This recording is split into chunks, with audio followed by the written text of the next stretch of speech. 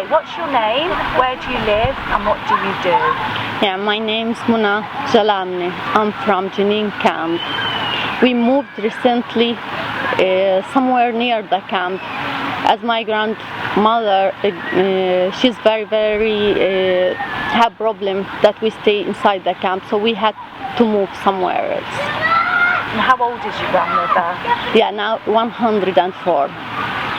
Yeah, she's amazing woman. Yeah. So what do you do? I work with the children and I looking after old people. I give lessons outside the camp. I work everything. So tell us about working with the children. How did that come about? Yeah. I have a center, and I always said we have the center because it is for all the people in the camp. It was my dream to open this center because for me as a child at that time it was really hard that we didn't have any education. So from that I opened this center in our home, which was destroyed before, and now I work there in the center, and we have a lot of children, so my work with children from that. Yeah.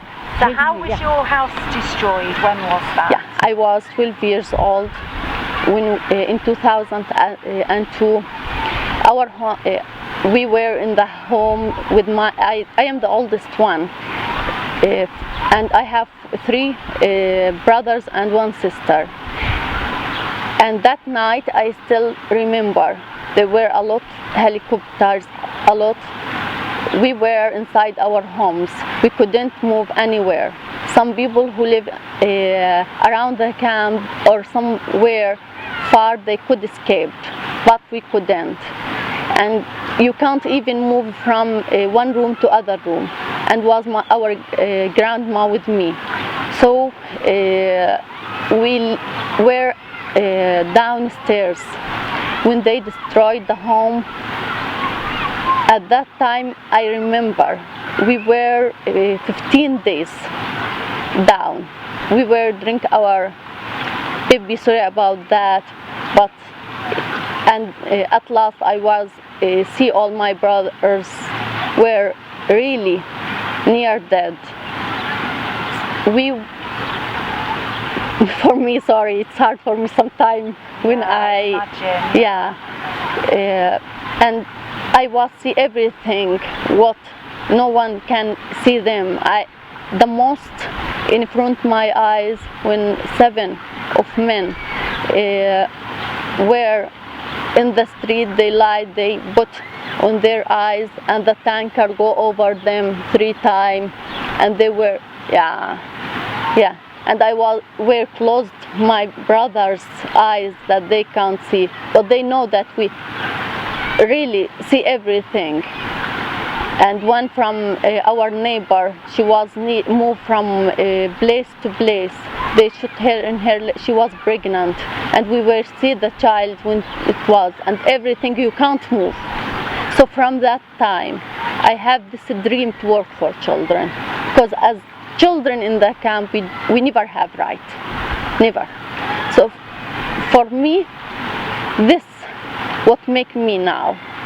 But I believe that I still child in that time, because what I'm really doing for children, I do because I was in this time in the camp.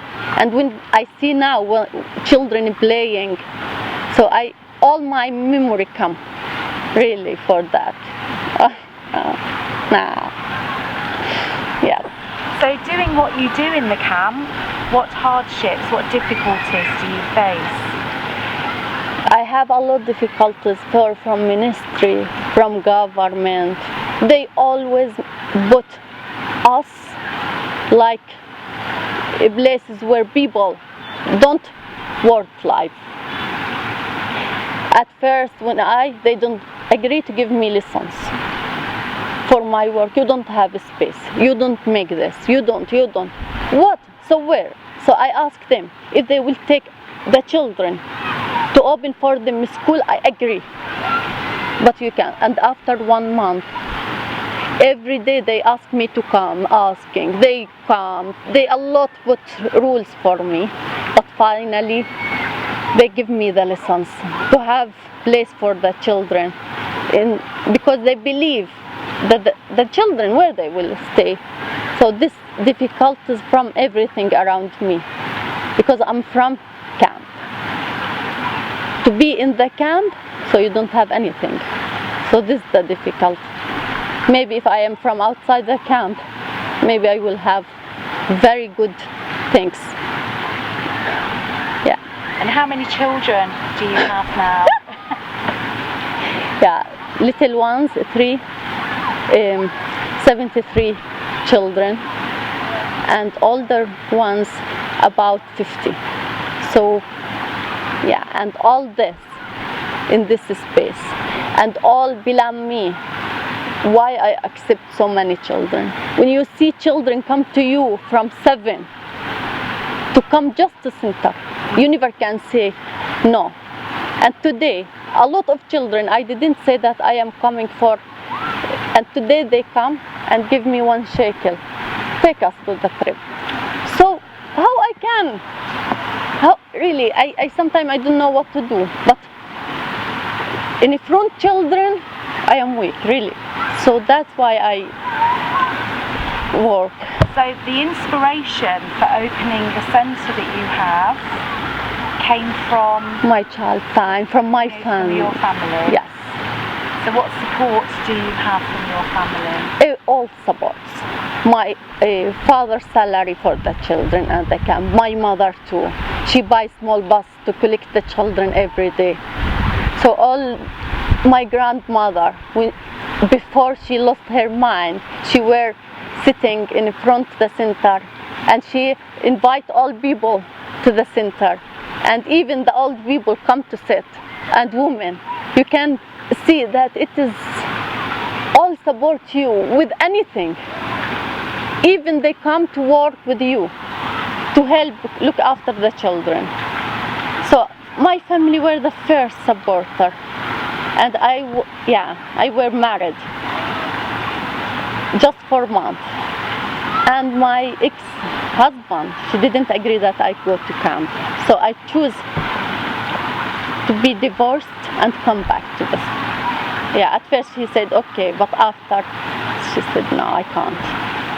So outside the camp, yeah. So what are your goals and aims for the future? What are your hopes for the future for you and for the children of the camp? Yeah, my dream just that the center will be open forever, and I have even 1 child who will be after me. Really, and I believe in that. One from these children will always, because people from outside or even people who didn't learn in this center, they never feel how it's important. But these children, they will be always in the center. And I sure this is all our dream. This is my dream, and also the children's dream, that the center open, that they finish their studies, they have work outside, that they have life, and to be proud that they are from the camp. They feel that children from the camp, oh, they're so bad, they make problems. What they believe, people who live in this small area, you don't need them to breathe air. They don't need them to make. And after, if someone makes something bad, oh, it is from the camp. I need this attitude to change a little. And what difficulties do the children face on a daily basis being in the camp? Yeah, every night the Israeli soldier inside the camp. They see when their family hit in front of them, when dogs come to eat something, and we face a lot of difficulties, especially the dogs, even me. They're policy dogs, so the children see everything. They don't have to see anything, or they mustn't see that.